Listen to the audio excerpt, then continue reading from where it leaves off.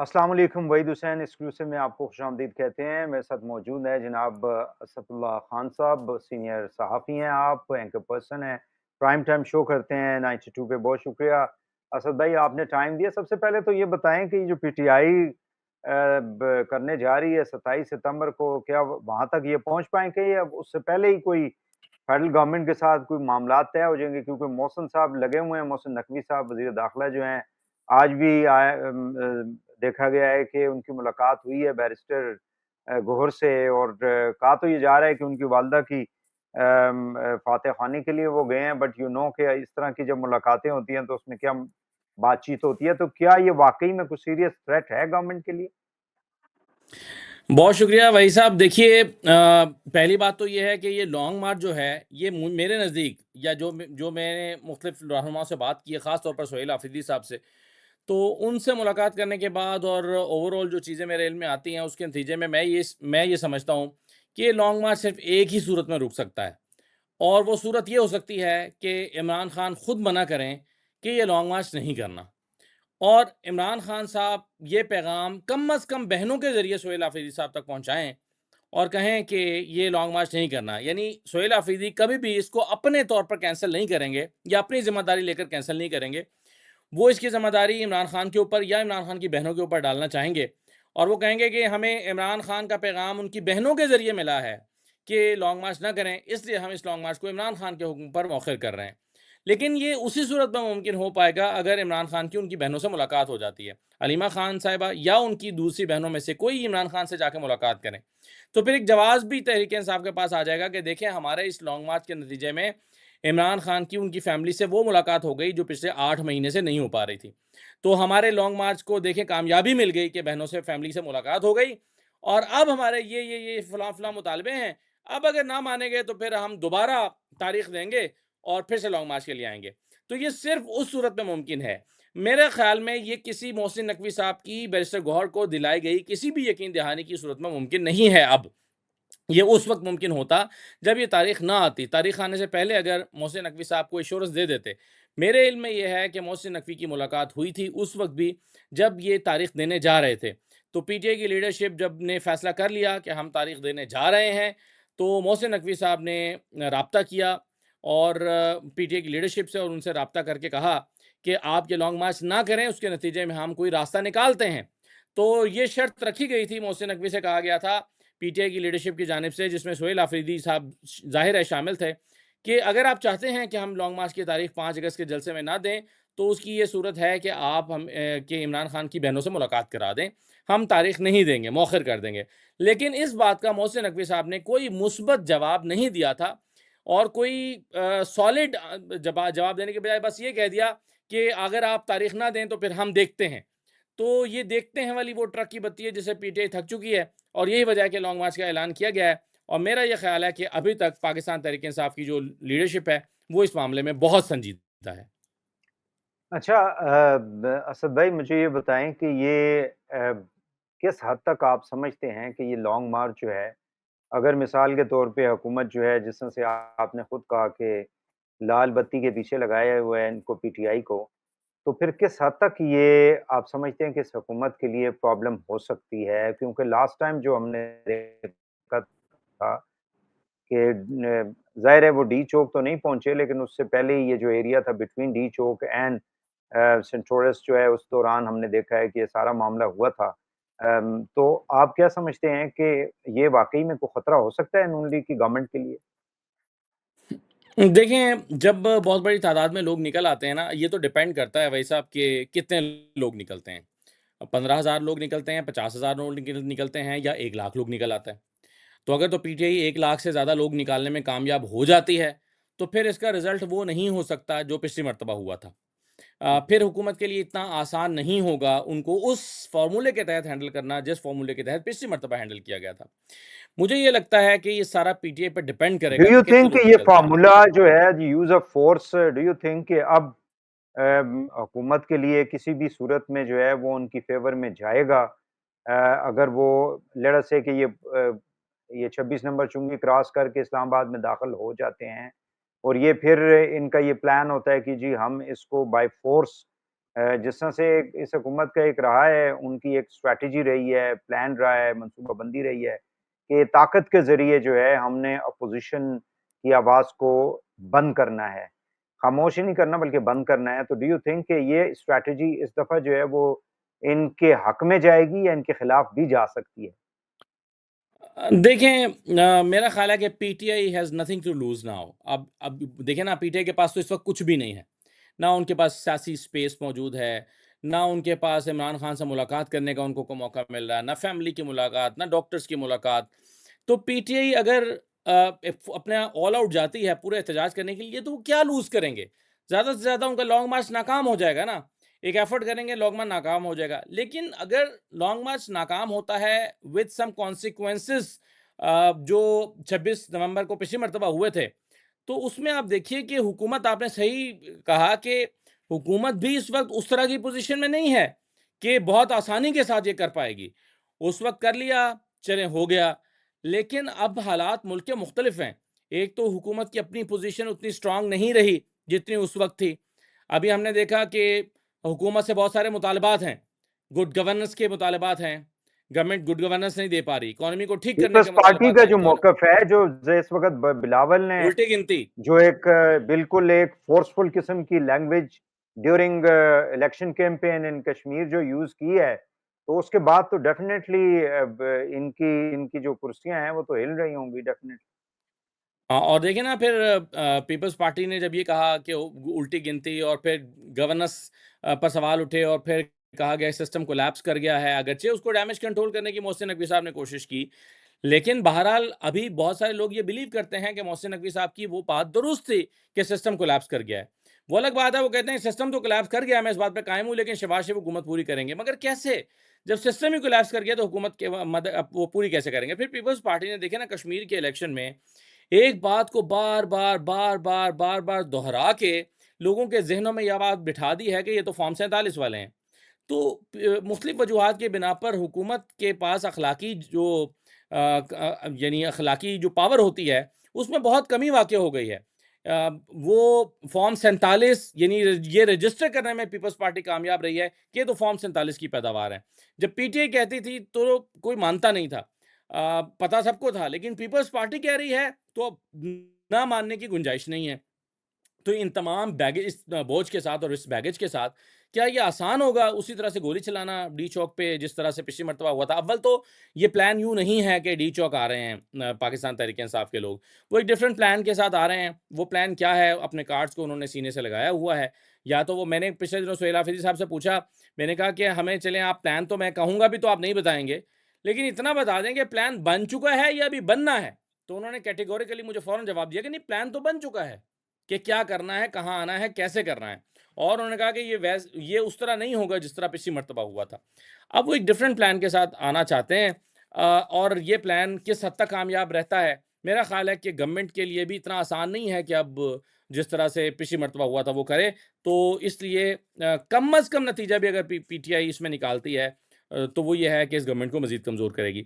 लेकिन मैं आपको बताऊँ, मुझे जो गट फीलिंग है वो मेरी ये लगता है मुझे कि उससे पहले, अभी 27 सितंबर में काफ़ी टाइम है, मुझे पर लगता है कि उससे पहले कोई ना कोई ऐसी डेवलपमेंट होगी जिसके नतीजे में शायद ये लॉन्ग मार्च ना ही करना पड़े। लेकिन डेवलपमेंट होगी तो ये लॉन्ग मार्च मुलतवी होगा।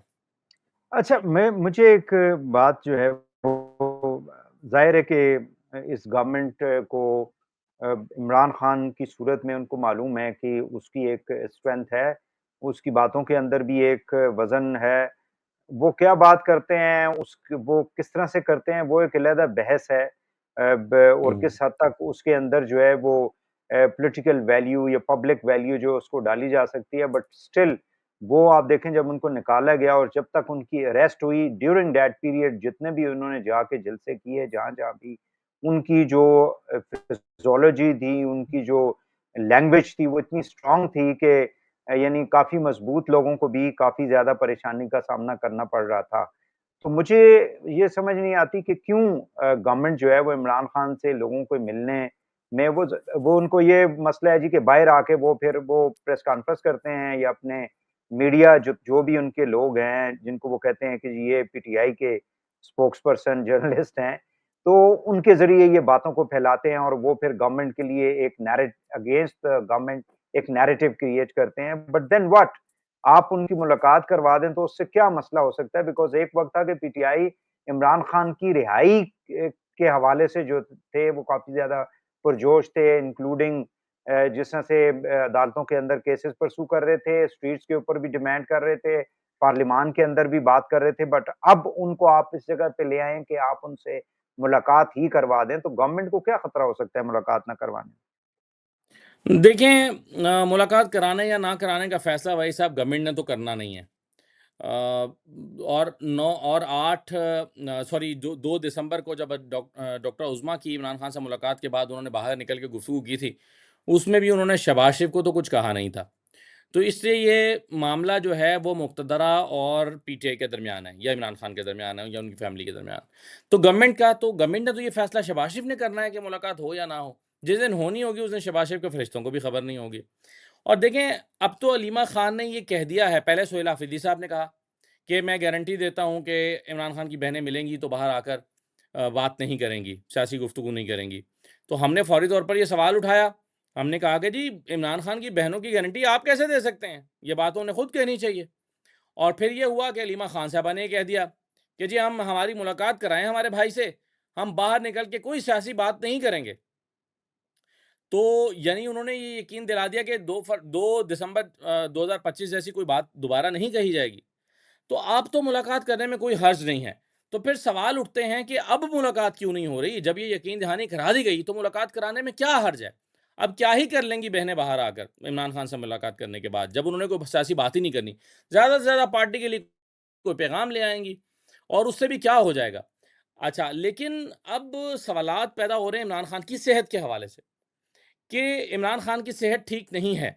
मुसलसल ये खबरें आ रही हैं कि उनका ना सिर्फ ब्लड प्रेशर का मसला है, बल्कि ब्लड प्रेशर की वजह से शायद कुछ और मसाइल भी हैं। अब अगर इमरान खान की सेहत के हवाले से खबरें दुरुस्त हैं, तो आप सोचिए ना कि अलीमा खान अगर मिलने चाहती हैं और वो आके कोई सियासी बात नहीं करती और वो आके बताती हैं कि भई इमरान खान की हालत ठीक नहीं है, तो उससे भी एक क्योस, बेचैनी, परेशानी पैदा हो सकती है।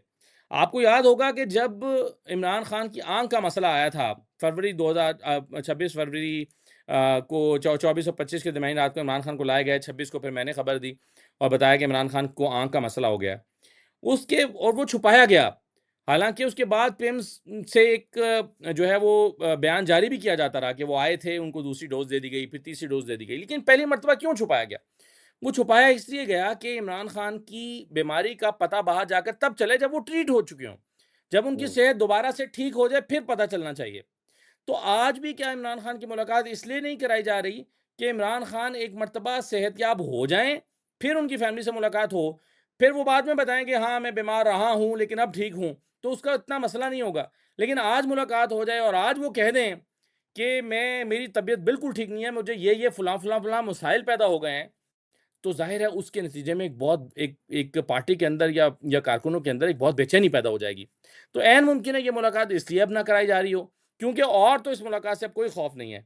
तो बहरहाल ये अपनी जगह पर सवाल ज़रूर मौजूद है कि जब इमरान खान की सेहत के मामले में बहुत संजीदा नौइयत के सवाल उठ रहे हैं, और तो उस वक़्त उनकी फैमिली की और पार्टी के लोगों की मुलाकात क्यों नहीं कराई जा रही?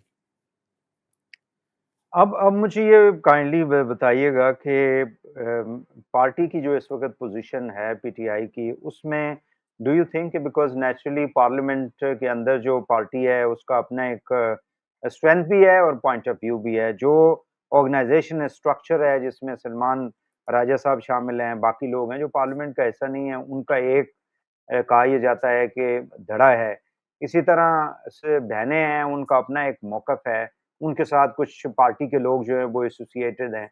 फिर हमारी केपी की गवर्नमेंट है। तो इतने ज़्यादा यानी तक़सीम तो हम नहीं कह सकते लेकिन डिफरेंस ऑफ ओपिनियन आप उसको कह सकते हैं, ये अप्रोच जो है पॉलिटिकल वो डिफरेंट है। तो उसमें इतनी बड़ी तादाद में लोगों को डू यू थिंक कि सोहेल अफरीदी साहब जो है would be able to bring the people on the streets? देखिए, मेरा ये ख़्याल है कि लोगों को सिर्फ़ ये यकीन दिलाना है, क्योंकि लोग ना थक चुके हैं।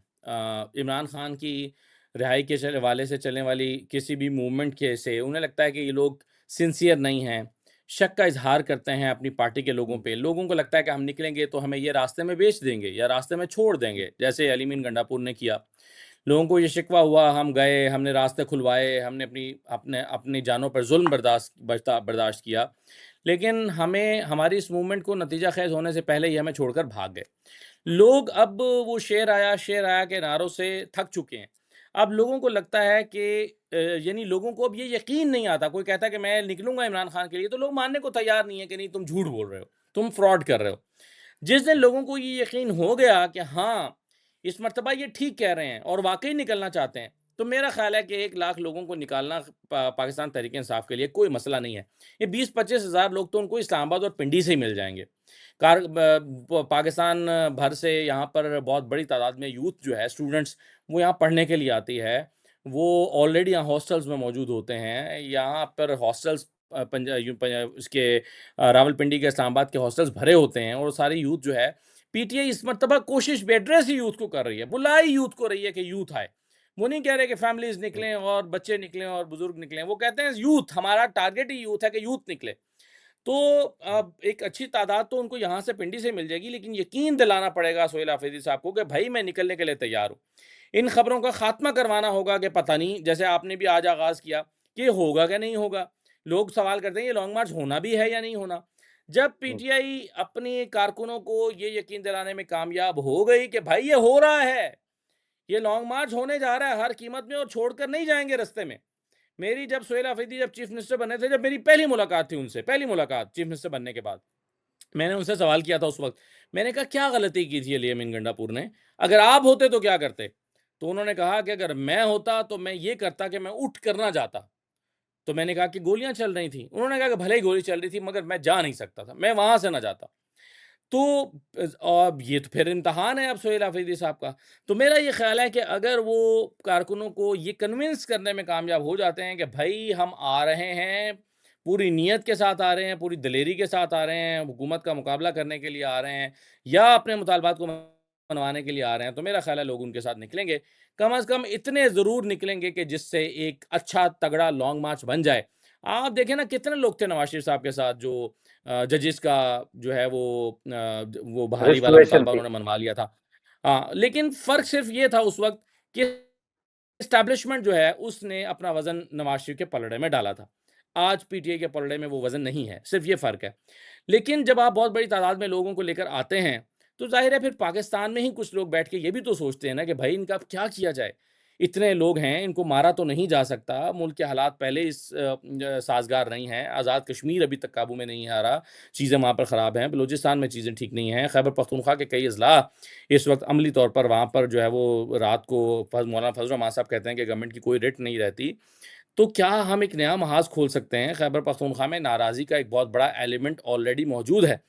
तो क्या लोगों को नाराज़ किया जा सकता है? मेरा ख़्याल है कि फिर अगर लोगों की बड़ी तादाद निकलती है, तो संजीदा अज़हान हैं यहाँ पर, वो बैठकर ज़रूर सोचेंगे कि भई ज़िद छोड़नी पड़ेगी और मामलात का हल निकालना पड़ेगा ना, कब तक ये मामला इसी तरह चलाया जा सकता है, ख़ास तौर पे जब हुकूमत भी परफ़ॉर्म ना कर रही हो। या तो ये लोग अवाम आज के इस हुकूमत की परफ़ॉर्मेंस से खुश होते, तो फिर दूसरी बात थी।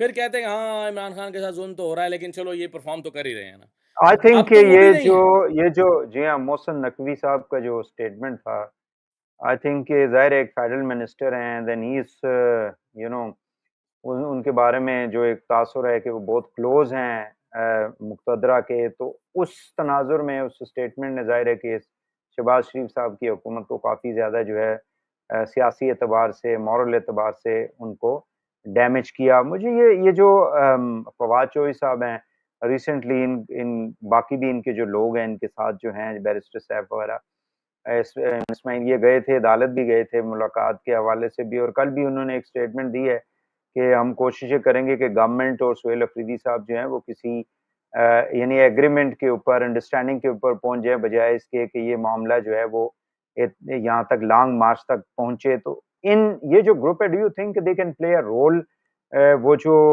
ताकतवर हल्के हैं हमारे और पीटीआई के दरमियान कोई, या इमरान खान साहब ही एक एलिमेंट हैं, जब तक उनकी सोच के अंदर तब्दीली नहीं आएगी, ये मामलात जो हैं वो तय नहीं हो सकते? देखें रोल प्ले करने के लिए कुछ ऐसे लोग तो सामने आएँगे ही या लाने पड़ेंगे कि जो दोनों तरफ अपना असर और रसूख इस्तेमाल कर सकते हों। आपने देखा कि फवाद चौधरी साहब ने जाकर कोट लखपत में मुलाकात की। अगरचे पाकिस्तान तहरीक-ए-इंसाफ के कारकुनों में अभी तक जो नेशनल डायलॉग कमेटी है, उनके लिए एक्सेप्टेंस नहीं है। जो पीटीआई के कारकुन समझते हैं कि इमरान खान को इन्होंने दगा दी थी। लेकिन और फिर बैरिस्टर सैफ के बारे में भी यही राय समझी जाती है कि ये तो एस्टैब्लिशमेंट के करीब है। तो हर वो शख्स जो एस्टैब्लिशमेंट के करीब है, पीटीआई के कारकुन उनके लिए कोई ज़्यादा अच्छी राय नहीं रखते और अपना दिल वसी कुशादा नहीं रखते उनके लिए। लेकिन आप देखें ना, उसी बैरिस्टर सैफ से इमरान खान ने मुलाकातें भी तो की। उसी फवाद चौधरी से शाह महमूद कुरैशी मिल भी तो लिए। इनकार कर सकते थे, इमरान खान भी इनकार कर सकते थे। इसका मतलब ये है कि दोनों तरफ ये रियलाइज़ेशन तो मौजूद है कि बहरहाल रास्ता निकालने के लिए देखिए ना 2 तरह होता है। एक तो इमाम ख़ुमैनी का इनकलाब होता है। एक तो वो रास्ता है ना, फिर आप आएँ और शाह को छोड़ के भागना पड़ जाए। और अगर वो सूरत ना हो पा रही हो, तो फिर दूसरा रास्ता ये है कि आप अपना सियासी रास्ता निकालते हैं। सियासी जद्दोजहद करते हैं, सियासी रास्ता निकालते हैं। बेनज़ीर भुट्टो ने उस वक़्त और शायद किसी हद तक चलें नवाज़ शरीफ ने भी, अगरचे नवाज़ शरीफ साहब तो कभी भी सियासी उसूलों की कोई बहुत आला मिसाल उनके यहाँ नहीं मिलती। लेकिन बहरहाल फिर भी उन्होंने एक ऐसा बंद गली में से अपना रास्ता निकाला था उस वक़्त। लेकिन चलिए मेरे सुनने वाले एतराज़ कर सकते हैं कि वो कहेंगे कि जी नवाज़ शरीफ ने कौन-सा उसूलों की बुनियाद पे निकाला था, नवाज़ शरीफ ने तो उसूलों पे समझौता करके रास्ता निकाला था। लेकिन बेनज़ीर साहिबा को आप देख लीजिए, उन्होंने परवेज़ मुशर्रफ को मजबूर तो किया ना किसी तरह से, चाहे उन्होंने इंटरनेशनल एस्टैब्लिशमेंट को साथ में लिया, चाहे उन्होंने कोई तो रास्ता हुँ। बहरहाल फिर कोई सियासी रास्ता निकालना पड़ता है और वहीं से फिर अगरचे वो ज़िंदा ना रहीं, ज़िंदा रहतीं तो उनको बड़ी उम्मीद थी कि 2008 के इंतखाबात में वही वज़ीर-ए-आज़म बनतीं। लेकिन ये ना हो सका।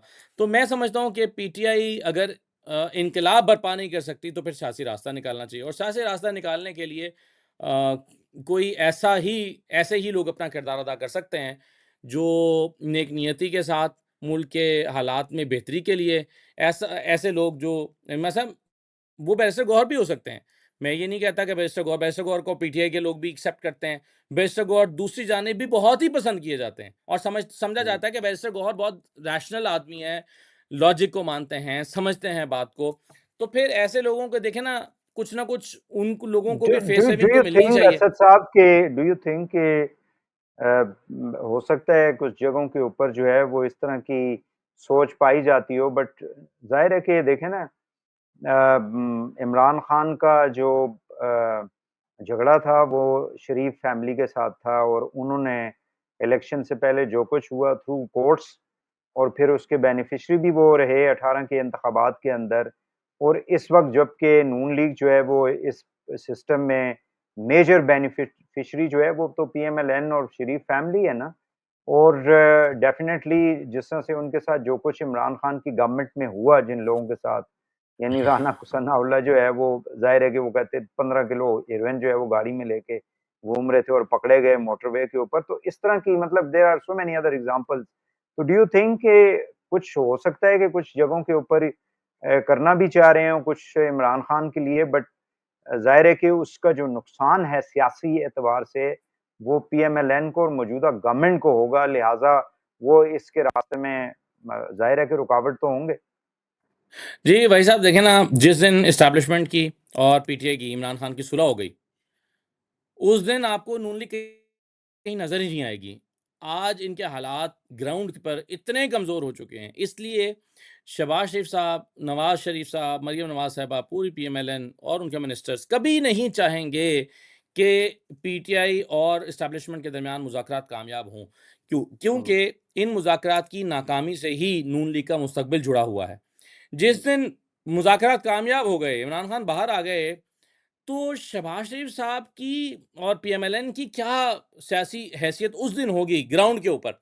क्योंकि देखें एक मर्तबा तो लोगों ने अपना गुस्सा बैलेट पेपर पर दोबारा निकालना ही निकालना है। हर मर्तबा तो आप नहीं कर सकते ना कि फॉर्म 47 से हुकूमतें बनाएं, हर मर्तबा तो ये नहीं हुँ, हो सकता। तो बिल्कुल। एक मर्तबा तो लोगों ने अपनी राय का इजहार करना ही करना है और पीएमएलएन के ऊपर हर गुजरते दिन के साथ जो गुस्सा जमा हो रहा है वो एक मर्तबा बैलेट पेपर पे निकलना है और हमारी दुआ है कि वो बैलेट पेपर पे ही निकले और ये इस मुल्क की खुशकिस्मती होगी कि अगर सिर्फ बैलेट पेपर पे ही लोगों का गुस्सा निकले। वरना बांग्लादेश में और श्रीलंका में और नेपाल में जो हमने चीज़ें देखी हैं हमारी आंखों ने, अल्लाह ना करे कि पाकिस्तान में उस तरह की सूरत हाल आए, क्योंकि वहाँ तो लोग मिनिस्टर्स भी मारे गए थे। तो ऐसा ना हो यहाँ पे। तो गनीमत जानिए कि अगर लोगों का गुस्सा सिर्फ बैलेट पेपर के ऊपर निकले, और इस बैलेट पेपर के ऊपर लोगों के गुस्सा निकलने से अगर उनका कैथारसिस होता है तो हो जाने दीजिए। ये सबके फायदे में है। इससे इतना बड़ा फायदा होगा कि लोगों का कैथारसिस हो जाएगा, लोग नॉर्मल हो जाएंगे। आप देखिए, आम तौर पर पाकिस्तान में जब इलेक्शन में धांधली होती है, लोग 2 4 6 महीने में भूल जाते हैं, आगे चलने लगते हैं। लेकिन 8 फरवरी 2024 के इंतखाबात को लोग आज तक नहीं भूले। आप गली मोहल्लों में चले जाएं, और जो भूले लोग हुए थे उनको उनको जो भूले हुए थे उनको बिलावल साहब ने जो है पिछले 20 दिनों में दोबारा हर दिन हाँ, जो है वो याद दिला दिया याद है। कराया। हाँ, तो इस सारी सिचुएशन में आसिफ अली जरदारी साहब को आप कहाँ देख रहे हैं? ज़ाहिर है कि उनका तो 5 साल का एक मैंडेट है और ये यानी लकीएस्ट मैन है पाकिस्तान की पॉलिटिकल हिस्ट्री में कि दूसरी मर्तबा अपना यानी इलेक्टेड में कर रहा हूँ मैं मिलिट्री लीडर्स की या डिक्टेटर्स की बात नहीं करता जो कि खुद ही बैठे रहे प्रेसिडेंसी के ऊपर। तो अब ज़ाहिर है वो तो अपना टेन्योर पूरा ज़रूर करेंगे बट डू यू थिंक कि उनकी पार्टी की पोज़ीशन जो है वो फिर इस सारी सूरत-ए-हाल में कहाँ होंगी? देखें भाई साहब, मेरा ये ख़्याल है, थोड़ी-सी इन्फॉर्मेशन, बाकी तज्ज़िया, हालात और शवाहिद की बुनियाद पे मुझे ये लगता है कि ज़रदारी साहब और बिलावल साहब एक पेज पर नहीं हैं। और ज़ाहिर है ज़रदारी साहब जो हैं वो अगरचे वो एक टफ़ नेगोशिएटर हैं।